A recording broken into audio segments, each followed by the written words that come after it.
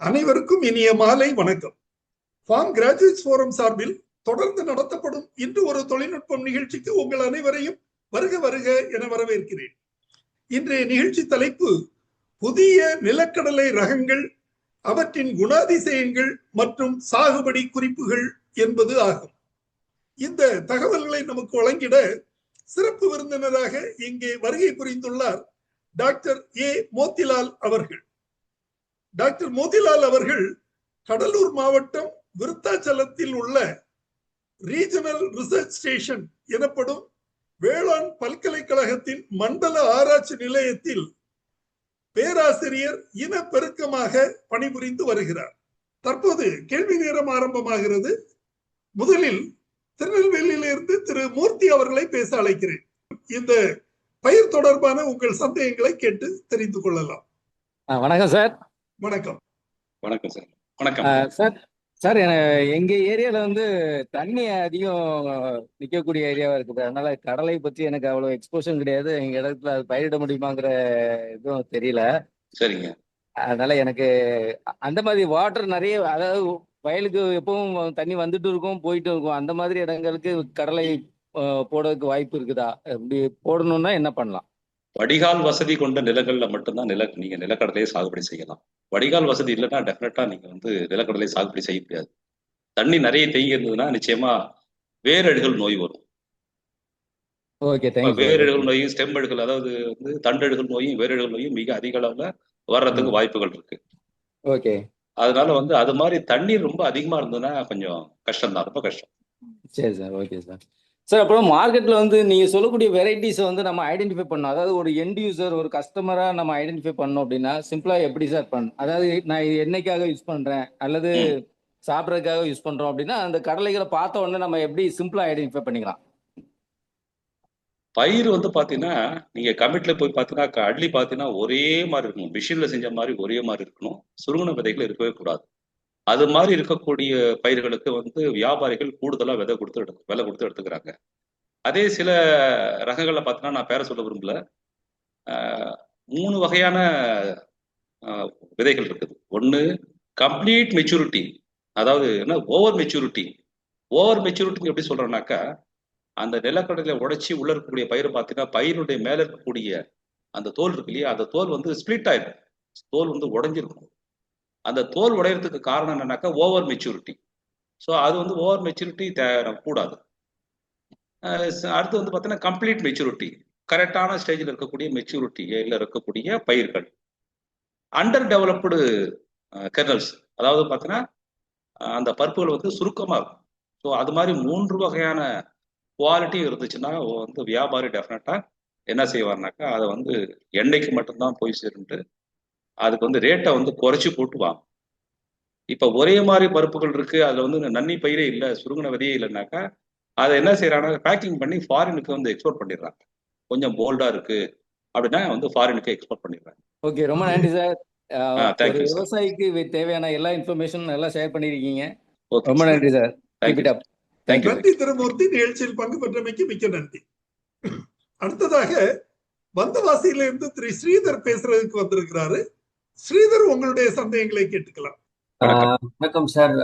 எனக்கு ஒரு சிறிய அறிமுகம் கொடுத்துருக்கேன். இந்த வந்தவாசி பக்கத்துல என்னோடது மணல் சார்ந்த செம்மண் பூமி ஒண்ணு இருக்கு. இதுலயே செங்கல்பட்டு மாவட்டத்துக்கிட்ட களிமண் பூமியும் இருக்கு. இப்போ நீங்க சொன்ன அந்த செம்மண் கலந்து அந்த மணல் சார்ந்த செம்மண் பூமிக்கு நீங்க சொன்ன இந்த ரகங்கள்ல நான் ஆரம்ப காலத்துல VRI2 தான் போட்டுட்டு இருந்தேன். தொடர்ந்து ஒரு 4-5 வருஷம் VRI2 போட்டுட்டு இருந்தேன். என்னுடைய நிலத்திலே இயற்கை விவசாயம், அதுல இருந்தே விதைகளை எடுத்து சேகரிச்சு வச்சு அது பாதுகாப்பு பண்ணி அதே தான் ரீயூஸ் பண்ணிட்டு இருந்தேன். அப்புறம் இடையில ஒரு 3 போகத்துக்கு அப்புறம் புதுசா வாங்கினேன் VRI2. அதுக்கப்புறம் VRI2 கிடைக்கல. ஏன் VRI2 ப்ரிஃபர் பண்ணேன்னா அது ஒரு table top variety plus oil content variety. ரெண்டுத்துலயுமே அது ரொம்ப அருமையான ரகமா இருந்தது. எனக்கு VRI8 அவ்வளவு இதுக்கு கிடைச்ச அந்த ஈல்ட் அண்ட் ரிசல்ட் அதுல கிடைக்கல. வேரியஸ் ரீசன்ஸ் இருக்கலாம் அந்த பீரியட்ல. இதுல அந்த மணல் சார்ந்த செம்மண் பூமியில எந்த ரகம் இப்ப புதுசா அந்த 10, 11, 12 எது பெட்டரா இருக்கும்னு சொல்லுங்க. ஒரு 4 ஏக்கர் 5 ஏக்கர் போட வேண்டியிருக்கு. அதை தவிர இந்த சீடு சோயிங் அந்த மிஷின் இருக்கு இல்லையா, ரோலர், ஆமாங்க ஆமாங்க. அதுவும் நான் வச்சிருக்கேன். ம் ஆனா இந்த வந்தவாசி அந்த மாவலவாடிங்கிறது தான் அந்த கிராமம் சார். தெல்லார் சரிங்க வந்தவாசி பக்கத்துல இருக்கு. சரிங்க முதல்ல ஒரு என்னுடைய நண்பர் வந்து அந்த ரிட்ஜஸ் போடுற அந்த எக்யூப்மெண்ட்டை அவர் தான் மேனுஃபேக்சர் பண்ணாங்க. சரிங்க. அவர்கிட்டேருந்து வாங்கி அந்த ரிட்ஜஸ் மாதிரி போட்டு அந்த பார் போட்டு போடுறாங்க இல்லைங்களா, ஆமாங்க ஆமாங்க. அந்த பார் போடுற சிஸ்டம் போட்டு நான் அதுல தான் விவசாயம் பண்ணினேன். சரிங்க அந்த விவசாயம் பண்ணும்போது அதுல எனக்கு கிடைச்ச பெனிஃபிட் என்னன்னா, அதிகப்படியான மழை வரும்போது என்னதான் வாய்க்கால் வசதி இருந்தா கூட, வடிகால் வசதி இருந்தா கூட, அதிகமான மழை பெய்யும் போது அந்த மேடுகள் வந்து கரைஞ்சி சமநிலையில ஆயிடுறது. So, ம் பயிர் விதைகள் அழுகிறது இல்ல. ம் ம் ம் ரெண்டாவது வந்து அதிகப்படியான வெயில்கள் இருந்தாலும், சப்போஸ் மழை பொய்த்து அதிகமான வெயில் இருந்தால், இது மானாவாரிக்கும் அப்ளை ஆகுது. ம் அதுல ம். வந்து மேல் மண்ணு மட்டும் காஞ்சி அடிமண்ணு எப்பவுமே ஈரமா இருக்கு. ஓ ஆ ஆ ஆ ஆ.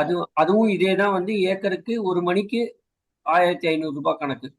ஓஹோ ஆ ஆ. அது பார்க்கறதுக்கே வந்து ஒரு நான் புகைப்படம் எடுத்து போடும்போது எல்லாருமே கேட்டாங்க, நீ என்ன வெளிநாட்டு பிக்சர் எடுத்து எங்களை ஏமாத்திட்டான்னு கூட கேட்டாங்க. ஓஹோ ஆ ஆ. அது வந்து ரொம்ப அருமையா இருந்து அதுக்கப்புறம் திண்டிவனம் ஓஆர்எஸ் இருக்கு இல்லைங்களா, ஆயில் ரிசர்ச் ஸ்டேஷன், ஆமாங்க. அங்கேருந்து ஹெட் ஓஆர்எஸ் எல்லாம் வந்து பார்த்து பாண்டிச்சேரி வரைக்கும் அது ஒரு 100 விவசாயிகளுக்கு அறிமுகப்படுத்தணும். சரிங்க சார். ஆ ஸோ ம் இப்போ இந்த ம் ரகங்கள் ஏன் இதை சொல்றேன்னா, இந்த ரிட்ஜஸ் போட்டு போடும்போது அது எப்படியும் உங்களுக்கு ஒரு ஒரு 1/2 அடி 3/4 அடிக்கு ஹைட்டுக்கு வந்துருது. ம் 1/2 அடி ஹைட்டுக்கு வந்துருது ரிட்ஜஸ். ம் ம். நீங்க சொன்ன அந்த 30 சென்டிமீட்டர் இடைவெளிகள் வருது இல்லைங்களா, ஆமாங்க. அதுல பார்னுடைய 2 கார்னர்லயும் தான் அந்த சீடு வந்து டிப்ளாய் ஆயிட்டே போயிட்டு இருக்கு. அந்த மிஷின்ல பின்னாடி 2 கண்டெய்னர் வச்சிருக்காங்க, ம் கீழே 2 ஃபனல் இருக்கும். ம் முன்னாடி ம். கலப்பை வந்து டிராக்டரோட கலப்பை வந்து நிலத்தை கடைசியா நடவு உழவு மாதிரி உழவி செஞ்சுட்டே போகும். சரிங்க. பின்னாடி சீடு கீழே விழும். அதுக்கு பின்னாடி 2 ரோலர் மாதிரி வச்சு இந்த ரிட்ஜஸ் போட்டுருக்காங்க. ம் ம் ஸோ இந்த பறவைகள்ல இருந்தோ இல்ல விலங்குகள்ல இருந்தோ இந்த பயிர்கள் வந்து எடுத்துட்டு போகக்கூடிய சந்தர்ப்பங்களை குறைவா இருக்கு. ம் ம். அண்ட் பயிர் சேதாரம் ஆறது, பயிர் வந்து விதை அழுகி போறதோ இல்ல அத மாதிரி எதுவும் வரல. ஆ இப்ப இந்த மணல் சார்ந்த இந்த பூமிக்கு எந்த வெரைட்டி இப்போ கரெக்டா இருக்கும்? நான் வந்து G7 போட்டேன். எனக்கு அப்புறம் VRI 8 சக்சஸ் ஆகலனால G7 போட்டேன். சரிங்க. அந்த வெரைட்டிக்கும் இந்த வெரைட்டிக்கும் என்ன வித்தியாசம் சார்? G7 வந்து பாத்தீங்கன்னாக்கா G7 கம்பேர் பண்ணும்போது VRI 10ங்கிற ரகமானது வந்து பாத்தீங்கன்னா வெயிட் நல்லா இருக்கும். என்ன சொல்றது, அந்த பருப்பினுடைய நிறை இருக்குல்ல, வெயிட் இருக்கு இல்லையா, அந்த வெயிட் வந்து ஆமாங்க. கூடுதல் ஓகே. கூடுதல். ஒண்ணும் இல்லை, இப்போ ஒரு சாக்குல சாதாரண சக்கரை சாக்கு எடுத்துக்கங்க, ஒரே மாதிரியான சாக்கை எடுத்துக்கங்க. அதுல வந்து பாத்தீங்கன்னா G7 போடுங்க ஃபுல்லாவே. அதே அளவுக்கு வந்து VRI 10 போடுங்க. ஓகே. G7 ஈஸியா தூக்கிடலாம், VRI 10 வந்து உங்களால் தூக்க முடியாது. அவ்வளவு நல்ல வெயிட், பயங்கர வெயிட்டா. ஓ ஓகே. ஓகே. இன்னொன்னு என்னன்னாக்கா, G7 பொறுத்தவரையும் அந்த ரகத்துல தண்டு அழுகல் நோய் வந்து வர்றதுக்கு நிறைய வாய்ப்புகள் இருக்கு. தண்டு அழுகல் நோய் வந்திருக்கிறத நான் பார்த்திருக்கேன். Okay sir. குறிஞ்சிப்பாடி பகுதிகளில் வந்து அந்த தண்டு அழுகல் நோய் ரொம்ப அதிகமா வந்துச்சு. அதனால இப்ப வந்து அந்த விவசாயிகள் வந்து G7 போடுறதை நிறுத்திட்டாங்க. ஆனா இந்த VRI 10 வந்து பாத்தீங்கன்னா அந்த தண்டு அழுகல் நோய் வந்து மிக மிக குறைவு அந்த ரகத்தை கம்பேர் பண்ணும்போது. Okay sir. பருப்பினுடைய அளவை பொறுத்தவரையிலையும் G7 விட VRI 10 வந்து பாத்தீங்கன்னா பருப்பினுடைய அளவும் அதிகம்.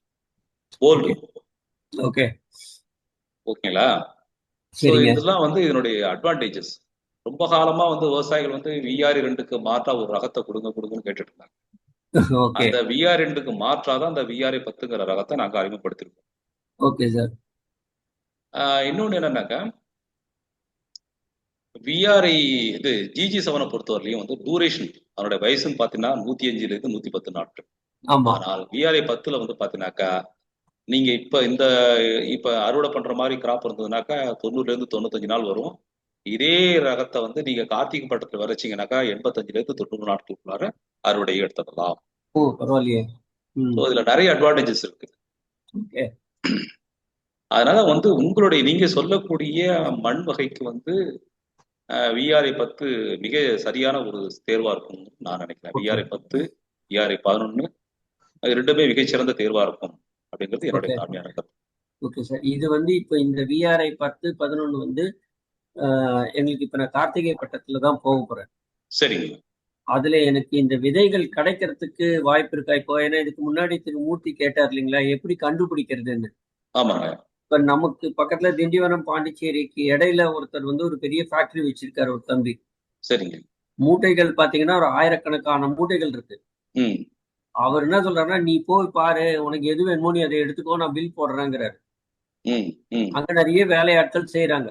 ம் இப்ப அவர் கேட்ட மாதிரி முதல் நிலை விவசாயி பாரம்பரியமா செய்யறவங்களுக்கு விதையை கையில் எடுத்தா தெரிஞ்சிடும். ம் ம் முதல்நிலை விவசாயிகளுக்கு அது என்ன சொல்றது, ஃபர்ஸ்ட் டைம் பிரீடர்ஸ் வந்து எது என்ன விதைன்னு எப்படி தெரியும்? அது வந்து பார்த்த உடனே இது G7, இது விஆர்ஐ 8, இது விஆர்ஐ 10ங்கிறத கண்டுபிடிக்கிறதுக்கு உண்டான இப்ப நீங்க படம் அமைச்சிருக்கீங்க, அதுல ஓரளவுக்கு தெரியுது. வச்சு எடுக்கலன்னா இதை தவிர வேற ஏதான நுணுக்கங்கள் இருக்கா தெரிஞ்சுக்கிறதுக்குன்றது ஒரு பாயிண்ட் எங்களுக்கு கண்டிப்பா தெரியணும். உங்ககிட்ட சீட்ஸ் கிடைக்குமா? ஏன்னா நான் பேர் சொல்ல விரும்பல. இதே கேவிகே ஒன் ஆஃப் தி கேவிகேல நான் ஒரு தடவை சீடு வாங்கினேன். மூட்டையை எடுத்துட்டு வந்து ஜெனரலா எனக்கு அந்த கேவிகே இந்த நம்ம அரசு சம்பந்தப்பட்டதுல ப்ரமோட் பண்றதுல எனக்கு கொஞ்சம் விருப்பம் ஜாஸ்தி தனியாரை விட. சரி. அதனால போய் வாங்கிட்டு வந்து நான் மூட்டையை பிரிச்சு கொட்டினேன்னா அது ஃபுல்லா வந்து ஒரு ஒரு ஒரு 40 கிலோ மூட்டை விதை மூட்டைன்னு வச்சுக்கோங்களேன். 10 கிலோவுக்கு மணல், கல்லு, குப்பை தான் இருந்துச்சு. குச்சி இதெல்லாம் தான் இருந்தது. கிட்டத்தட்ட ஒரு 32,000 ரூபாய் கொடுத்து வாங்கினேன். சரிங்க. அப்புறம் போட்டோ வீடியோ எல்லாம் எடுத்து போட்டு அதுக்கப்புறம் போட்டு அவங்கள்ட்ட அதை ரீஃபண்ட் வாங்கினேன். அதனால எனக்கு என்ன ஆயிடுச்சுன்னா ஒரு 15 நாள் இந்த நாள் தள்ளி போயிடுச்சு. அதனால எனக்கு வளரக்கூடிய அந்த சீதோஷ்ண நிலை காலநிலைகள் வந்து எனக்கு தள்ளி போனதுனால மகசூல் கொஞ்சம் கம்மி ஆயிடுச்சு. சரி. இன்னொன்னு வந்து நீங்க சொல்ற மாதிரி நான் எப்பவுமே விதை நேர்த்தி கண்டிப்பா பண்ணுவேன். இந்த சூடோமோனாஸ், ட்ரைகோடர்மா எல்லாம் ட்ரைகோடர்மா எல்லாம் போட்டு நடவுக்கு ஒரு 1/2 மணி நேரம் 1 மணி நேரத்துக்கு முன்னாடி அதை ஊற வச்சுட்டு அதுக்கப்புறம் தான் நடவுக்கே அதில் இந்த ட்ரம்லயே இது பண்றது. சரிங்க சார். அதே மாதிரி அடி உரத்துக்கு டிஏபிக்கு மாற்றா வந்து ராக் பாஸ்பேட், அந்த சில்வர் பாஸ்பேட்னு சில இடங்கள்ல சொல்றாங்க, இந்த ராக் பாஸ்பேட் யூஸ் பண்றேன். ஓகே. சாண உரத்துல, தொழு உரத்துல rock phosphate, Pseudomonas, bacillus subtilis, அப்புறம் ட்ரைகோடர்மா, இந்த மாதிரியான இந்த நுண்ணுயிர்கள் எல்லாம் இருக்கு இல்லைங்களா, உயிர் உரங்கள், இதெல்லாம் கலந்து ஒரு 10 நாள் நிழல்ல வச்சு அதுங்களுக்கு தினம் தண்ணி தெளிச்சிடும், வாசல கோலம் போடுற மாதிரி. அதுல நுண்ணுயிர்கள் வளர்ந்ததுக்கு அப்புறம் அதை வந்து நடவு சால் ஓட்டுறதுக்கு முன்னாடி போட்டுட்டு அதுக்கப்புறம் உழவு ஓட்டி அதுக்கப்புறம் ரிட்ஜஸ் போட்டு அதுல வந்து இந்த விதைகள் விதைக்கிறேன். இது வந்து ஒரு தகவலா நான் உங்கள்கிட்ட பகிர்ந்துக்கிறேன், அவ்வளவுதான். ஏன்னா மத்தவங்க கேட்டுட்டு இருப்பாங்கன்றதுனால இது ஒரு தகவலா சொல்றேன். இதனால எனக்கு வந்து நல்ல முறையில செடிகள் வந்து ஆரோக்கியமா வளருது. ஓகேங்க சார். இது வந்து நீங்க சொன்ன மாதிரி அடுத்தது ஜிப்சம் கொடுக்குறேன், போரானும் கொடுக்குறேன். தவிர வேற என்ன செய்யலாம் அப்படிங்கிறது வந்து கொஞ்சம் ஹெல்ப் வேணும். அதே மாதிரி இந்த விதைகளும் உங்கள்கிட்ட கிடைக்குமான்றது வேணும் சார். நான் ஏற்கனவே சொன்ன மாதிரி வந்து பாத்தீங்கன்னாக்கா நீங்க சொல்ற மாதிரி ரிட்ஜஸ் அண்ட் ஃபரோஸ் போட்டும் விதைக்கலாம், தப்பு இல்லை. அதுல நிறைய வந்து பாத்தீங்கன்னா அனுகூலங்கள் இருக்குது. நாங்க வந்து ரொம்ப வந்து விவசாயிகள்கிட்ட தெளிவா வந்து சொல்றது என்னன்னாக்கா, நீங்க களக்கட்டு வச்சு போட்டாலும் சரி, இல்ல உங்களை மாதிரி நீங்க ரிட்ஜஸ் ஃபரோஸ் வச்சு போட்டாலும் சரி, இல்ல பிளாட் பெட்டா வச்சு நீங்க விதைச்சாலும் சரி, எனக்கு தேவை ஒரு சதுர மீட்டருக்கு 33 செடி இருக்கணும். ஓகே. அந்த 33 செடி இருந்ததுனாதான் அது வந்து 33 செடியும் அறுவடை வரலையும் அப்படியே இருக்கும். ஏதோ 1-2 குறையலாம், 1-2 நோயினால வந்து போறதுக்கு வாய்ப்புகள் இருக்கும். அது வந்து குறைஞ்சி ஒரு 30 உடர்லையும் கூட வரலாம். அப்ப ஒரு சதுர மீட்டருக்கு நாங்க எதிர்பார்க்கிற மாதிரி அந்த ரேஞ்சில வந்து பயிருடைய எண்ணிக்கை இருந்ததுனாலே 40 கிலோ மூட்டை 40 மூட்டை தாராளமா எடுக்கலாம் ஒரு ஏக்கருக்கு. ஓகே. அது வந்து அதுதான் முக்கியம் எங்களுக்கு. நாங்க அதை தான் நாங்க வந்து பாக்குறோம். நீங்க பிளாட் பெட் போட்டாலும் சரி, இல்ல ரிட்ஜஸ் அண்ட் ஃபரோஸ் பண்ணி போட்டாலும் சரி, நீங்க சொல்ற மாதிரி ரிட்ஜஸ் அண்ட் ஃபரோஸ்ல நிறைய வந்து அனுகூலங்கள் இருக்கு, அட்வான்டேஜஸ் நிறைய இருக்கு. எனக்கு தேவை பயிருடைய எண்ணிக்கை பராமரிக்கணும். அது நீங்க எந்த மெத்தட்ல போட்டு பராமரிச்சாலும் எங்களுக்கு அதை பத்தி கவலை இல்லை. அந்த பயிருடைய எண்ணிக்கையை பராமரிக்கிறது மிக முக்கியமான தொழில்நுட்பமா ரிப்பீட்டடா நாங்க சொல்றோம். சரி சார். சோ ஒரு ஸ்கொயர் மீட்டருக்கு 35 செடி, 33 செடி. அதே மாதிரி சொல்லுங்க. சொல்லுங்க சார். இப்ப நெய்வேலியில இருக்கக்கூடிய ஸ்டேட் ஆயில் ஷீட் ஃபார்ம்ல வந்து பாத்தீங்கன்னா பிரெட் சீட் அங்கதான் ப்ரொடியூஸ் பண்ணிட்டு இருக்காங்க விஆர்ஐ 10க்கு. ஆமா, பிரெட் சீட் அங்கதான் உற்பத்தி பண்றாங்க. அது அந்த அந்த பிரெட் சீட் அத்தனையும் டிபார்ட்மெண்ட்டுக்கு தான் போகுது, ஃபவுண்டேஷன் சீட்டுக்காக போகுது. ஓகே. நீங்க டிபார்ட்மெண்ட்ல யாராவது டைப் வச்சிருந்தீங்கன்னாக்கா நீங்க வந்து என்ன செய்றீங்கன்னாக்கா உங்க இடத்துக்கு அந்த விஆர்ஐ 10 பிரெட் சீட் நெய்வேலியில இருந்து வருதான்னு தெரிஞ்சுக்கிட்டு அந்த பிரெட் சீட்டை நீங்க வாங்கி போட்டு ஃபவுண்டேஷனா ரிலீஸ் பண்ணீங்கன்னாக்கா நீங்க வந்து டிபார்ட்மெண்ட்லயே என்ன செய்வாங்கனாக்கா அதை வந்து அவங்க உங்கள்ட்ட இருந்து ப்ரொக்யூர் பண்ணிப்பாங்க, பைபேக் பண்ணிப்பாங்க. ஆமா ஆமா ஆமா, பைபேக் பண்ணிப்பாங்க. சப்சிடியும் உண்டு, உங்களுக்கு டிபார்ட்மெண்ட்ல சப்சிடி கொடுப்பாங்க. Okay sir. இப்ப கிட்டத்தட்ட இந்த தடவை நாங்க எதிர்பார்த்து 20 டன்னாவது நாங்க எதிர்பார்த்துருக்கோம் பிரெட் சீட். நீங்க ஹோல் தமிழ்நாடு முழுக்கலுமே ஓரளவுக்கு இந்த சீசன்ல வந்து பாத்தீங்கன்னா விஆர்ஐ 10 ஓடிடும். Okay sir. அது ஒவ்வொரு டிஸ்ட்ரிக்ட்டுக்கும் நாங்க அலாட்மெண்ட் போட்டு கொடுத்துருவோம். ஸோ உங்க டிஸ்ட்ரிக்ட்ல உங்க இடத்துல அது வந்து அந்த வெரைட்டி வருதாங்கிறத வந்து உங்களுடைய ஏடிஏட்ட கேட்டுக்குங்க. அப்படி ஏடிஏட்ட இங்க வந்து அலாட்மெண்ட் இல்லைன்னாக்கா ஏடிஏட்ட சொல்லி ஜேடிஏ மூலமா நீங்க வாங்குறதுக்கு ட்ரை பண்ணுங்க. ஏன்னா ஓரளவு நல்ல பியூரான சீடு அந்த சீடு தான், பிரெட் சீடு தான். அதை நீங்க வாங்கி நீங்க என்ன செய்யலாம்னாக்கா நீங்க ஃபவுண்டேஷன் சீடா போட்டுக்கலாம். ஃபவுண்டேஷன் சீடை ஹார்வெஸ்ட் பண்ணி நீங்க டிபார்ட்மெண்ட்ல அந்த ஃபவுண்டேஷன் சீடை வித்துடலாம். ஆமா சார். அப்படி பண்ணீங்கன்னா நீங்க எதிர்பார்க்குற மகசூல் நல்லா கிடைக்கும். சரி சார், அது நான் பண்ணிருக்கேன் சார். கேவிகே காட்டாங்குளத்தூர்ல. இல்ல இப்ப நீங்க எந்த கொட்டினாக்கா ஒரே இதா இருக்குன்னு சொல்லி குப்பெல்லாம் இருக்கு அப்படி இப்படி நீங்க இல்லையே, அதுக்காக நான் சொல்ல வரேன். நல்ல சீடு வேணும்னாக்கா அது மாதிரி நீங்க வாங்கி போட்டுக்கிறது ரொம்ப நல்லதுங்க. அது ஏதோ ஒரு அசம்பாவிதமா ஏதோ ஒரு சந்தர்ப்பத்துல சமயங்கள்ல எங்கேயோ ஒரு இடத்துல தவறு நடக்கிறது அது எதிர்பார்த்து அது வேணும்னு செய்யறது இல்ல. அது அன்னைக்கு சந்தர்ப்பத்துல மாறி வந்திருக்கலாம். ஒதுக்கி வச்சிருந்தது கூட எனக்கு கொடுத்துருக்கலாம். நல்லதை நான் பெருசா எடுத்துக்கல. நீங்க சொன்ன அந்த ஃபவுண்டேஷன் சீட் எல்லாம் வம்பன் 8 உளுந்துக்கெல்லாம் பண்ணுவேன் சார். உளுந்து கேவிகே காட்டாங்குளத்தூர்ல வாங்கி அங்க இருந்து பண்ணிட்டு இருக்கேன். சரிங்க சார். இது எந்த காலகட்டத்துல அதே மாதிரி அந்த களைக்கொல்லிக்கு நீங்க சொன்னீங்க இல்லையா? ஆமாங்க. என்னோட ஃபீல்டு வந்து டிஎன்ஓசிடில certified field, organic certified field. சரிங்க சார். ஸோ நான் களைக்கொல்லி யூஸ் பண்ண முடியாது. ஏன்னா நீங்க விதைச்ச 3வது நாள்ல அதை ஸ்ப்ரே பண்ண சொல்லிட்டீங்க. ஆமா, பென்டிமெத்திலின் ஸ்ப்ரே பண்ண சொன்னாங்க. ஆமா, அதுக்கு அல்டர்னேட்டா ஆர்கானிக்ல ஏதாச்சும் இருக்குங்களா? ஆர்கானிக்ல செடி வந்து நெருக்கமா வரும். நிச்சயமா. அதனால நான் வந்து ஜென்ரலா என்ன பண்ணுவேன்னா, நிறைய களைகள் வருதுன்னா இந்த இஞ்சி பூண்டு பச்சை மிளகா பசுமூத்திரத்தை கலந்து வச்சுட்டு லிக்விடேட் பண்ணி அதை வாட்டர்ல கலந்து அதுக்கு லைட்டா கொஞ்சம் ஸ்ப்ரே பண்ணிட்டு போயிடுவேன். சரிங்க சார். பொதுவா அதுதான் பண்றேன். டக்குன்னு நோய் பார்த்தேன் அப்படின்னா ஃபர்ஸ்ட் நான் கொடுக்கறது வந்து இந்த சூடோமோனாஸ் கொடுத்துடுறேன். ஓரளவுக்கு அந்த புதியானத்தை அது கொஞ்சம் மாடரேட் பண்ணி வைக்கும். அந்த ஒரு 2-3 நாள் நமக்கு என்ன ப்ராப்ளம்னு அசஸ் பண்ணி அதுக்கப்புறம் அதுக்கு உண்டான இயற்கை மருந்துகளை கொடுக்குறேன். இப்போ இன்னொரு தகவல் நான் சொல்றதுக்கு பர்மிஷன் இருக்குன்னா நான் சொல்றேன். சொல்லுங்க. நம்ம நண்பர் வந்து நாகப்பட்டினம் பக்கத்துல நம்ம நண்பர் வந்து உயிர் கரைசல்னு ஒண்ணு தயாரிச்சிருக்காங்க. எல்லா விவசாயிகளுக்குமே இது யூஸா இருக்கு. சரிங்க சார். அது வந்து என்னன்னா ரொம்ப செலவில்லா விவசாயம். 10 லிட்டர் கோமியம், 2 முட்டை, நாட்டுக்கோழி முட்டையோ இல்ல லகான் முட்டையோ, அந்த பிராய்லர் முட்டை, முட்டையை உடைச்சு அந்த கோமியத்துல விட்டுட்டு முட்டையுடைய தோல் இருக்கு இல்லைங்களா, ஓடு, அதையும் பவுடர் பண்ணி அது உள்ளார போட்டு நல்லா கலக்கிட்டு அது மேல 10 கிலோ சாணம், இந்த 10 கிலோ சாணத்தை போட்டுட்டு கலக்கணும். இது வந்து 1 ஏக்கருக்கு உண்டான அளவு. அதுக்கு ஈக்குவலண்டா இப்போ 6 ஏக்கர் 5 ஏக்கர் போடுறாங்கன்னா 50 லிட்டர் கோமியம், 50 லிட்டர் சாணம், 10 கோழி முட்டை. அதுக்கு அந்த கோழி முட்டையோட அளவு அதிகமாயிடுச்சுன்னா பயிர் கருகிடுது.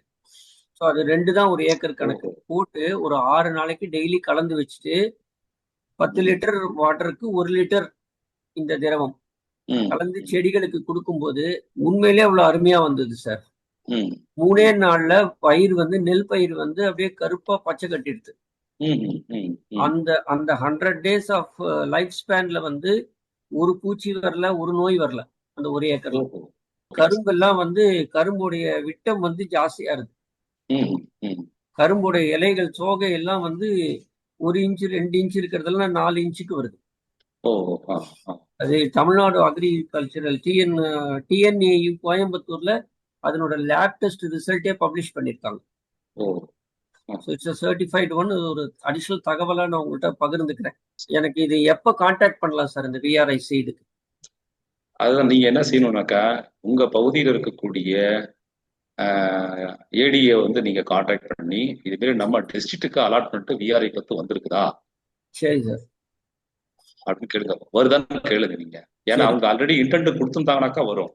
ஆல்ரெடி ஆமா. விஆர்ஐ பத்தி வேணும்னு சொல்லி கேட்டிருந்தாங்கனாக்கா உங்க பகுதியில் இருக்கக்கூடிய ஏடிஏக்கு அது வரும். சரி சார். கேட்கலன்னா அவரை கேட்க சொல்லுங்க. இன்டென்ட் அவர் கொடுக்கலனாக்கா நீங்க இன்டென்ட் போடுங்க சார், நான் வாங்கி போடுறேன்னு சொல்லி நீங்க வந்து உங்க ஏடிஏவை நீங்க இன்சிஸ்ட் பண்ணி கேளுங்க. நீங்க இன்சிஸ்ட் பண்ணி கேட்டீங்கன்னாக்கா அவர் டெஃபினட்டா ஏடிஏ மூலமா லெட்டர் எழுதுவார். அப்படி எழுதினார்னா உங்களுக்கு அலாட்மெண்ட் உங்களுக்கு வரும். நீங்க வந்த உடனே நீங்க வாங்கிக்கலாம். சரி சார். ஓகே. நன்றி சார். ரொம்ப சந்தோஷம். நன்றி நன்றி திரு ஸ்ரீதர். நிகழ்ச்சியில் பங்கு பெற்றமைக்கும் உங்களுடைய அனுபவத்தை பகிர்ந்தமைக்கும் மிக்க நன்றி. நான் கடந்த ஆண்டுல இப்போ 24, 25 தான் அநேகமா ப்ராபப்ளி அது ஜனவரி டிசம்பர் பட்டம் கொஞ்சம் லேட்டா ஜனவரியில விதைச்சிருந்தேன். எனக்கு வந்து டிபார்ட்மெண்ட் சப்ளை ஜிஜேஜி குஜராத் வெரைட்டி ஜிஜேஜி 32 அப்படிங்கிற ரகம் கிடைச்சது. அதுல வந்து நீங்க சொன்ன மாதிரி 200 பார்ட்ஸ் வரை அதுலயும் இருந்தது. செடிக்கு 200 பார்ட்ஸ் இருந்தது. 211 வரை 211 நிறைய செடிகள்ல இருந்தது. ஒரு சில செடிகள்ல 240 வரைக்கும் இருந்ததுன்னு நினைக்கிறேன். அது கரெக்டா ஞாபகம் இல்ல. என்ன அதுல ஒரு ப்ராப்ளம் என்னன்னா சிங்க்ரனைஸ்ட் மெச்சூரிட்டி இல்ல. நிலக்கடலை பொறுத்தவரை பிரச்சனையே அதுதான். ஆமா ஆமா, சிங்க்ரனைஸ் மெச்சூரிட்டியே இல்ல. அது 1 மாசம் வரை டிஃபரன்ஸ் இருந்தது. என்ன சோ அதனால அது வந்து கொஞ்சம் எனக்கு ஃபெயிலியரா தான் ஒரு ஃபீலிங் தோணுச்சுது. அப்கோர்ஸ் அதுல என்கிட்ட கூட சில குறைபாடுகள் இருந்திருக்கலாம். ஏன்னா வேளாண்மை துறையில 31 ஆண்டுகள் பணிபுரிந்திருந்தா கூட விவசாயியாக இப்பதான் நான் வந்து சில முயற்சிகள் எடுத்துக்கொண்டிருக்கிறேன். பணியின் போது நான் வேளாண்மை துறையில பணியாற்றிய போது விவசாயம் செய்யறதுக்கு எனக்கு ஒரு வாய்ப்பு கிடைக்கல. ஏன்னா ஊரு கன்னியாகுமரி மாவட்டம், அங்க நான் பணிபுரிந்ததே இல்லை. டோட்டல் என்டையர் சர்வீஸ் இதர மாவட்டங்கள் தான். ராமநாதபுரம் மாவட்டம் 9 ஆண்டுகள், கோவையில ஒரு 3 ஆண்டுகள், திருநெல்வேலியில ஒரு 7 ஆண்டுகள், தென் நாமக்கல்ல 3 ஆண்டுகள். சோ இவ்வாறு எல்லாமே வெளி மாவட்டங்கள்ல பணிபுரிந்ததுனால விவசாயம் சொந்தமா செய்யறதுக்கு வாய்ப்பு கிடைக்கல. இருந்தாலும் இப்போ ரிட்டையர்மெண்ட்டுக்கு பிறகு முயற்சி எடுத்து சில தோட்டம் ஒன்று டெவலப் பண்ணிட்டு இருக்கிறேன். அத மாதிரி கடந்த ஆண்டுல வந்து நான் நிலக்கடலை சாகுபடி செஞ்சேன். நீங்க இப்போ சொன்ன ரகங்கள், அதாவது விஆர்ஐ 8, 9 எனக்கு ப்ராமிசிங்கா தெரிந்தது. 10ல கூட மகசூல் குறைவா, சற்று குறைவா நான் பார்த்தேன். அதாவது வயசு உங்களுக்கு வயசு அதாவது என்னன்னாக்க வயசு குறைய குறைய அதுக்கு தகுந்த மாதிரி ஈல்டும் குறையத்தான் செய்யும். அது வந்து ஜெனட்டிக்கலா வந்து இட் இஸ் காமன். எல்லா கிராப்புக்குமே இது பொருந்தும். வயசு கூட கூட உங்களுக்கு ஈல்டு அதிகமாகும். Okay okay. ஏன்னா ஷார்ட் டியூரேஷனுக்குள்ளார விஆர்ஐ 3 ஒரு ரகம் இருந்து ரிலீஸ் பண்ணிருந்தாங்க விருதாச்சலத்துல. அந்த விஆர்ஐ 3 ரகம் ரிலீஸ் ஆகி கிட்டத்தட்ட 1995 என்னமோ தெரியல, எனக்கு கரெக்டான வருஷம் மறந்து போச்சு. அதுதான் வந்து பாத்தீங்கன்னா 90 நாள்ல அறுவடைக்கு வரக்கூடியது. அதுக்கப்புறம் வேற ஷார்ட் டியூரேஷன் வெரைட்டி இல்ல. நிறைய பேர் கேட்க ஆரம்பிச்சிட்டாங்க. சரி, அதனால வந்து பாத்தீங்கன்னா ஷார்ட் டியூரேஷன் ஒரு வெரைட்டி கொடுக்கணும். இன்னொன்னு வந்து பாத்தீங்கன்னா நீங்க சொன்ன அந்த பிரச்சனை கிடையவே கிடையாது. அப்படியே 20 பாட் இருக்கா, 20 ஒத்தாப்புல மெச்சூரிட்டி வரும். அதுல நன்னி பயிரே வராது, சுத்தமா வராது. அந்த சுருங்கின விதை இருக்கவே இருக்காது. அது ஒரு மிகப்பெரிய ஒரு அட்வான்டேஜ். ஏன்னாக்கா ஒரே சமயத்துல பூக்கும், ஒரே சமயத்துல எல்லாமே வந்து அறுவடைக்கு வந்துருவது. அப்ப வந்து பாத்தீங்கன்னா அது மாதிரியான வந்து பிஞ்சி, ஒரு under developed stage, fully maturity stage அப்படின்னு வேரியஸ் கேட்டகரிஸ்ல அது மேல வரவே வராது. அது மிகப்பெரிய ஒரு அட்வான்டேஜ் இந்த ரகத்துல. அதுதான் சார். சரி சார். அப்புறம் சார் இந்த புஷ் சோயிங் மெஷின் சொன்னீங்க. ஆமா, அந்த சோயிங் மெஷின் வந்து சுமார் 8000 ரூபாய் சொன்னீங்க இல்லையா சார்? 8000 இருந்து 9000 வரை இடத்துக்கு தகுந்த மாதிரி மாறுதுங்க சார். இது நமக்கு அரசு துறை மூலம் மானியத்துல வழங்கப்படுதா? அரசு துறை மூலமா ஏதோ செஞ்சிட்டு இருக்காங்கிற மாதிரி கேள்விப்பட்ட சார். சரியான தகவல் எனக்கு தெரியல. தகவல் இல்ல. பட் இது வந்து ப்ராடக்ட் ஆஃப் டிஎன்ஏ இல்லையா? இல்ல சார், இது ப்ராடக்ட் ஆஃப் டிஎன்ஏ கிடையாது. வேற ஒரு ஃபார்மர் வந்து கண்டுபிடிச்சிருக்கு சார். அது அப்புறம் வந்து பாத்தீங்கன்னாக்கா இப்ப நிறைய இடங்கள் அதை வந்து பரவலா பயன்படுத்த ஆரம்பிச்சாங்க. Very good very good. சரி சரி சரி. நான் அதை கண்டிப்பா அதை பார்க்கணும். எனக்கு ஒண்ணு வாங்கலாம்னு நினைக்கிறேன். சோ உங்களை பிறகு கான்டாக்ட் பண்றேன். விஆர்ஐ 8 அல்லது 9ஓட விதை வந்து எனக்கு கொஞ்சம் தேவைப்படுது. இங்க சவுத்ல வந்து இந்த விஆர்ஐ ரகங்கள் அதிக அளவுல யூஸ் பண்றது இல்ல. எல்லாமே டிஎன்வி ரகங்கள் அல்லது வட இந்திய ரகங்கள் இப்போ பண்றாங்க. சோ எனக்கு இந்த விஆர்ஐ 8 அல்லது 9 ரகம் தேவைப்படுது. சரி. அங்க உங்களுடைய ஆராய்ச்சி பண்ணையில கிடைக்கிறதுக்கு வாய்ப்பு இருக்குதா?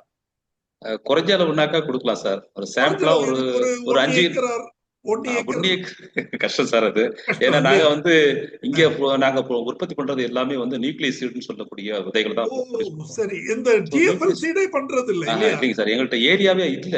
ஓ என்கிட்ட வந்து ஏரியா இருக்கிற இல்ல. ஏரியா வந்து நியூக்ளியஸ் சீட் ப்ரொடியூஸ் பண்றதுக்கு மட்டும்தான் சரி நாங்க வந்து வச்சிருக்கோம். சரி அதனால இப்ப எங்களுக்கு வேற வழி இல்ல. அதனால நெய்வேலியில போய் நாங்க கவர்மெண்ட் ஆஃப் தமிழ்நாட்டினுடைய கண்ட்ரோல் இருக்கக்கூடிய சரி ஸ்டேட் ஆயில்ஸ் ஃபார்ம்ல நாங்க டைப் வச்சுக்கிட்டு அவங்கள்ட்ட வந்து நாங்க என்ன செய்யறோம், இந்த நியூக்ளியஸ் சீட் அவங்கள்ட்ட கொடுத்து அவங்கள்ட்ட வந்து பிரீடர் சீடை உற்பத்தி பண்றோம். சரி அந்த சரி பிரீடர் சீடு தான் வந்து பாத்தீங்கன்னாக்கா தமிழ்நாடு முழுக்க இருக்கக்கூடிய எல்லா டிஸ்ட்ரிக்ட்டுக்கும் போகுதுங்க. ஓகே ஓகே எங்கள்ட்ட சரி. ஏரியா கம்மியா இருக்கிறதால எங்களால உற்பத்தி பண்ண முடியல. அதுதான் பிரச்சனையே சார். பட் கடலூர் மாவட்டத்துல உள்ள வேளாண்மை அலுவலகத்துல போய் சேர்த்து கேட்டா கிடைக்க வாய்ப்பு இருக்கு இல்லையா சார்? டெஃபினட்டா சார், நிச்சயமா. ஏன்னா ஓகே இது இந்த விருதாச்சலம் கடலூர் டிஸ்ட்ரிக்ட்ல வந்து கண்டுபிடிச்ச வெரைட்டிங்கிறதால சரி டெஃபினட்டா கிடைக்கும் சார். நிச்சயமா கிடைக்க வாய்ப்பு இருக்கு. கிடைக்க ஓகே வாய்ப்பு இருக்கு. வேணா நன்றி சார். சாம்பிளா வேணா ஒரு நீங்க கொஞ்சமா ஒரு 5 கிலோ 10 கிலோ மாதிரினாக்கா விஆர் 8 தர்றேன். நீங்க மல்டிப்ளை பண்ணிக்க வேண்டியதான். அப்படி ஓகே ஓகே மல்டிப்ளை சார். பண்ணிட்டீங்கன்னாக்கா நான் ஓகே, ஒன்றும் பிரச்சனை இல்லைங்க சார். ரைட் ரைட் ஏக்கர் கணக்குல கேட்டா கொடுக்கறது கொஞ்சம் கஷ்டமா இருக்கு. எஸ் எஸ் எஸ் கண்டிப்பா கண்டிப்பா சார். Okay sir. சார் வணக்கம், மன்னிக்கணும். நீங்க அந்த மிஷின் பத்தி கேட்டீங்க இல்லையா? சொல்லுங்க ஆமாங்க. சார். அது நான் நம்பர் எப்படி உங்களுக்கு கொடுக்கறது? தேவான்னு சொல்லிட்டு திருக்காட்டுப்பள்ளி தஞ்சாவூர் டிஸ்ட்ரிக்ட்ல இருக்காரு. ஓகே அவர் இந்த மிஷின் வச்சிருக்காரு. ஓகே அவர்கிட்ட தான் நான் வாங்கினேன். நான் வாங்கும்போது அப்கோர்ஸ் 5 வருஷம் ஆயிடுத்து. நான் அதை யூஸ் பண்ணிட்டு இருக்கேன். அது அப்போ 6000 ரூபாய்க்கு வாங்கினேன். சரி. சார் சொன்ன மாதிரி அது 9000 ரூபாய் ஆயிருக்கும் விலைவாசியில. அவருடைய நம்பர் சொல்லுங்க சார். 915 915 931 931 1761. 1761. ஆமா, ஓகே சார். ஓகே ஓகே அவர் சரி. தேவான்னு பேரு. பொதுவா தேவா. இதெல்லாம் இந்த கொடிசியால எல்லாம் கிடைக்கும் சார். அக்ரிகல்ச்சர் எக்ஸிபிஷன் எல்லாம் கிடைக்கிறது. பட் ஓகே நீங்க இவர்கிட்ட கேட்டீங்கன்னா அவர் பார்சல் போட்டு அனுப்பிச்சிடுவாரு உங்க லொகேஷனுக்கு. ஓகே மேட்டூர் சூப்பர் சர்வீஸ்ல அனுப்பிச்சிடுவாரு. நீங்க அவர்கிட்ட அதை வாங்கிக்கலாம். நன்றி சார். நன்றி. மோதிலால் சார், இந்த நெய்வேலியில சீட் பிரீடர் சொன்னீங்க இல்லையா? அது எந்த கிராமம்னு ஏதாவது குறிப்பிட்டு இருக்கா sir? Neyveli township sir. Neyveli டவுன்ஷிப்ல சரி பிளாக் நம்பர் 17 27 தெரியுங்க. சரி அங்க சார். கிடைக்கும் சார். ஆனா அவங்க வந்து நேரடியா வந்து விவசாயிகிட்ட கொடுக்க மாட்டாங்க. அந்த டிஸ்ட்ரிக்ட்ல இருக்கக்கூடிய ஜேடிஎஸ் வந்து இன்டர்ன் கொடுத்துருப்பாங்க இல்லையா, ஆமா சார். அந்த டிஸ்ட்ரிக்டுடைய ஜேடிஏ மூலமா அந்த ஏடிஏ போகும், பிளாக்ல இருக்கக்கூடிய ஏடிஏ போகும். Got it sir. கவர்மெண்ட் மூலமா வாங்கணும்னா இதான் ப்ரொசீஜர். ஆமாங்க சார். ஏன்னா நான் குறிப்பிட்ட ஒரு சில ரகங்கள் வந்து ஆ, அந்த அந்த தம்பி வந்து மெக்கானிக்கல் இன்ஜினியரிங் கோல்டு மெடலிஸ்ட் அண்ணா யூனிவர்சிட்டியில. ஆனா அதை விட்டுட்டு ஆ, விதை விற்பனைக்கு அவங்க அப்பாவுடைய தொழிலை எடுத்துட்டு ஒரு பெரிய பரப்பளவுல பண்ணிட்டு இருக்காரு. சரிங்க சார். நம்ம ஒரு பர்டிகுலர் சீடை போய் கேட்டோம்னா அது ஏன் சார் போடுறீங்க, அது வேணாம் சார், இந்த வாட்டி இதான் சூப்பரா. அவங்க வியாபார நோக்கத்துல நம்மள்ட்ட தள்ளிடுறாங்க. ஆமாங்க. ஆமா. ஆனா சீடோட குவாலிட்டியோ ஜெர்மினேஷன்லயோ மிஸ்டேக்கே கிடையாது. ம், ஆனா ம், அவங்க ம். கொடுக்கறத நம்ம போடணுங்கிற ஒரு கம்பல்ஷன் வரும்போது அதுல எனக்கு உடன்பட மாட்டேங்குது. விஆர்ஐ 2 மாதிரி ஒரு சீடு மெட்ராஸ்ல போக மாட்டேங்குது. புரியுதுங்க. அதனுடைய அந்த ஸ்வீட்னஸ் இருக்கும். வெறுமை சாப்பிட்டாலே அந்த ஸ்வீட்னஸ் இருக்கும். இந்த தகவல் எல்லா ஃபார்மருக்கும் யூஸ் ஆகும். எடுத்து வச்சுட்டாங்கன்னா கான்டாக்ட் பண்றதும் கரெக்டா இருக்கும்ன்றதுக்காக கேட்டேன். நிச்சயமா சார். தேங்க்யூ திரு ஸ்ரீதர். நிகழ்ச்சியில் பங்கு பெற்றமைக்கு மிக்க நன்றி. Thank you sir. அடுத்ததாக திருநெல்வேலியில இருந்து பொன்ராஜ் சார் பேச வந்திருக்கிறாரு. திரு பொன்ராஜ் அவர்கள் வேளாண் பட்டதாரி, வங்கியில் பணிபுரிந்து ஓய்வு பெற்ற முன்னாள் அதிகாரி. வணக்கம் சார். பொன்ராஜ். நல்லா வணக்கம் சார். வணக்கம். உங்களோட சாரோட இது நல்லா இருந்தது. எல்லாம் நல்லா பண்ணீங்க. இப்பவும் ஏன்னா எனக்கு சில சந்தேகம் வருது. நம்ம இவ்வளவு தூரம் டெக்னாலஜி வச்சிருக்கோம், வெரைட்டி வச்சிருக்கோம், இருந்தும் நம்ம இம்போர்ட்டை பெரும்பாலும் நம்ம பாமாயில் இம்போர்ட் பண்ணிக்கிறோம் நிறைய. இதெல்லாம் ஏன் நம்மளால அந்த குறைக்க முடியல? ஏதாவது உங்களோட ஐடியா என்ன இருக்கு? இல்ல ப்ரொமோஷன் லெவல்லையோ ரிசர்ச் லெவல்லையோ அதெல்லாம் நிறைய ஏதாவது ஷார்ட்டேஜஸ் இருக்குதா? அது ஒண்ணு. அப்புறம் அந்த கடலையில அந்த எண்ணெயை மட்டும் எடுக்கிறது வேக்கம் சக்ஷன் அந்த மாதிரி ஏதாவது பண்ண முடிஞ்சா நமக்கு அந்த அப்படியே நமக்கு அந்த ஆயில் இல்லாம நமக்கு புரோட்டீன் ரொம்ப ரிச் இல்லையா நிலக்கடலை, அதை அப்படியே பண்ண முடியாதா? அந்த மாதிரி சிலவங்களுக்கு சப்போஸ் ஃபேட் வேண்டாம் உடம்புல, வெறும் இது புரோட்டீன் மட்டும் நமக்கு இருந்தா நல்லதா இருக்கு. ஏன்னா வேர்க்கடலை மாதிரி ஒரு பெஸ்ட் ஐட்டம் எதுவும் கிடையாது. எல்லாம் வயசான ஆளுக்கும் சாப்பிடலாம், யாரும் சாப்பிடலாம், எல்லாரும் சாப்பிடலாம். வெளிநாட்டுல நீங்க ஐஸ்கிரீம்ல நம்ம அனுப்புற நட்டு இருக்குல்லையே, யாரும் எங்கேருந்து இம்போர்ட் பண்ணி அந்த ஐஸ்கிரீம் மேலே இந்த நட்டை போட்டு தான் சாப்பிட்றாங்க. அந்த அளவுக்கு அவங்க இம்பார்ட்டன்ஸ் கொடுக்குறாங்க. அது ஒன்று. அப்புறம் வந்து அந்த எலி, இந்த ஹார்வெஸ்ட் டைம்ல எலி தொல்லை நிறைய இருக்கு. அந்த எலி ரொம்ப கொஞ்சம் இருக்கும். ஏன்னா அப்பதான் ப்ராலிஃபிக். இது வந்து this encourages the rates to multiply. இல்லையா? நிச்சயமா. அதுல ஏதோ ஆமா. ஒரு என்னமோ ஒரு இது இருக்காமே. ம். ஜஸ்ட் ஃபியூ நல்லா இருந்தது சார். Very good, excellent. நான் கூட கொஞ்சம் பண்றோம் இங்க திருநெல்வேலி இல்ல, திருவள்ளூர் மாவட்டத்துல ஜனவரியில தான் பண்றோம். சரிங்க ஜனவரியில சார். ஒரு 45 சென்ட் பண்றோம்.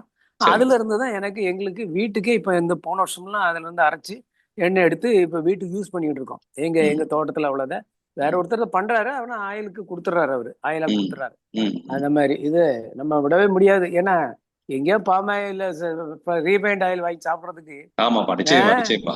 அதான். ஆனா அதான் பெரிய மார்க்கெட்டா இருக்கு. எல்லா அட்வர்டைஸ்மெண்ட் இதை பத்தி யார் சொல்றா? ரீஃபைண்ட் ஆயிலை பத்தி தான் நிறைய வருது.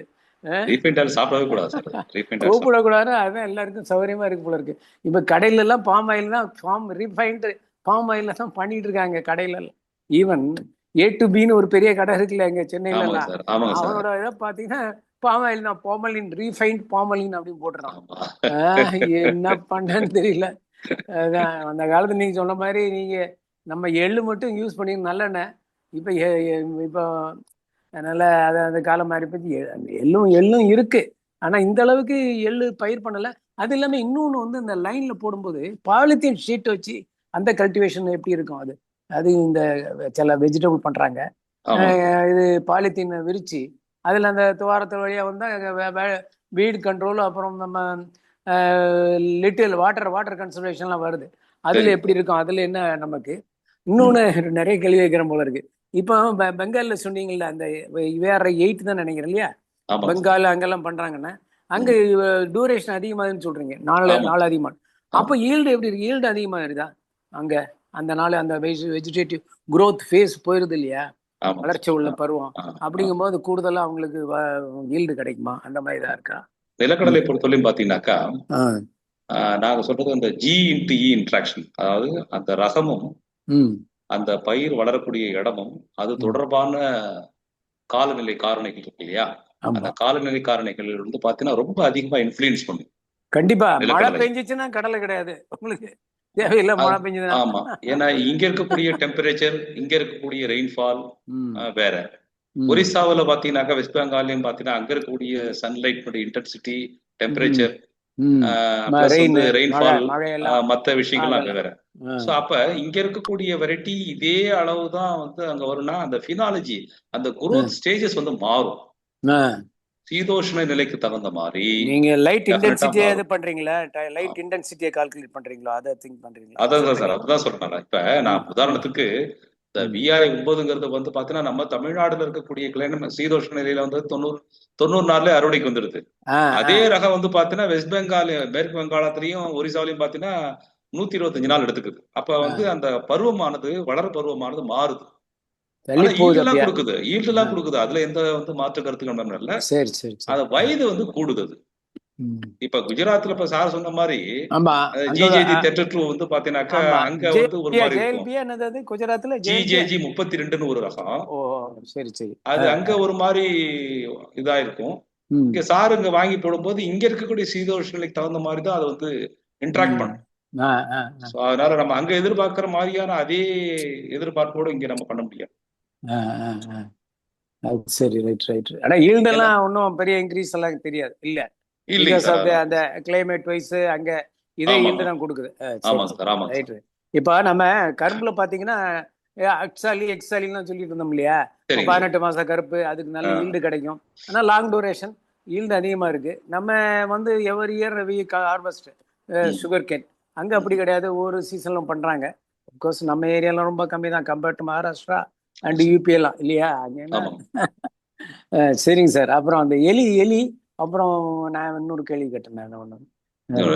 நிலக்கடலை பொறுத்தவரையும் பாத்தீங்கன்னாக்கா 1995கள்ல தமிழ்நாட்டுல வந்து பாத்தீங்கன்னா நிலக்கடலை சாகுபடி செய்யப்பட்ட பரப்பளவு வந்து பாத்தீங்கன்னா 9.5 லட்சம் ஹெக்டேர், 9.5 lakhs ஹெக்டேர்.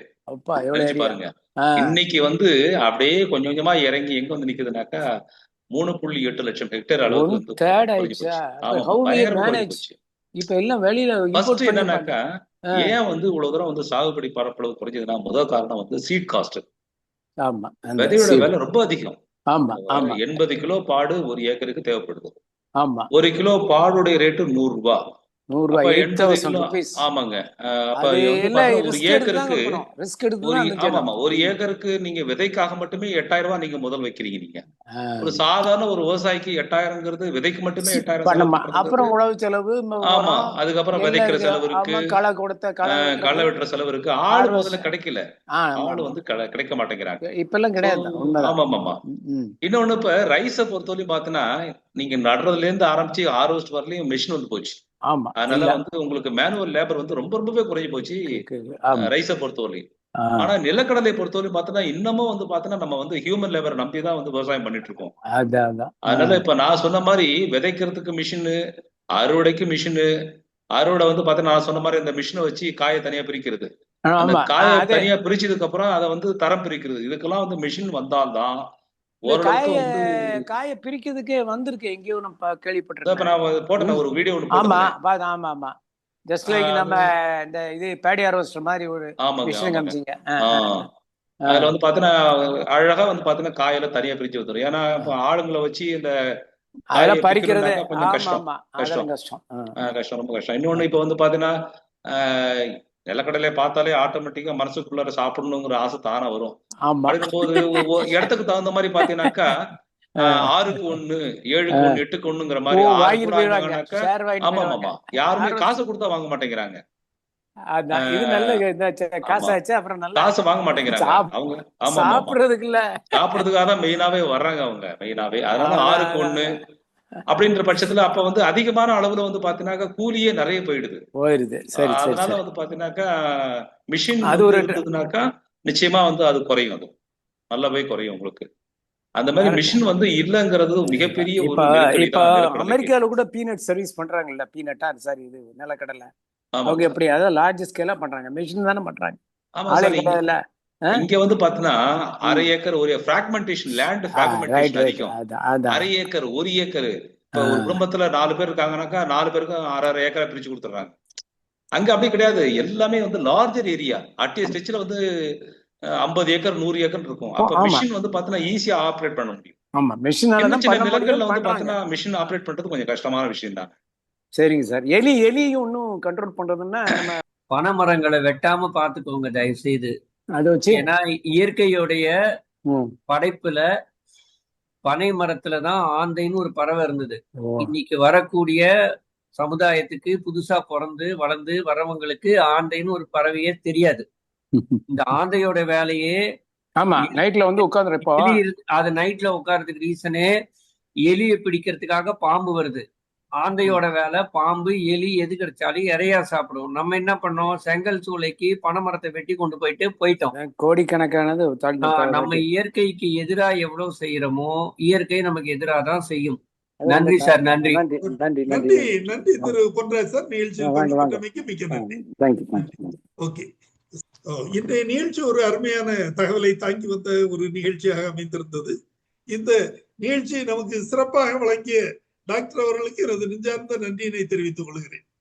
மேலும் இன்றைய நிகழ்ச்சியில் பங்கு பெற்று பல்வேறு கருத்துக்களையும் கேள்விகளையும் கேட்டு பல கருத்துக்கள் அனைவரையும் சென்று சேர உதவிய அனைத்து பங்கேற்பாளர்களுக்கும் எனது நன்றியினை தெரிவித்துக் கொள்கிறேன். இன்றைய நிகழ்ச்சி எத்துடன் நிறைவு பெறுகிறது.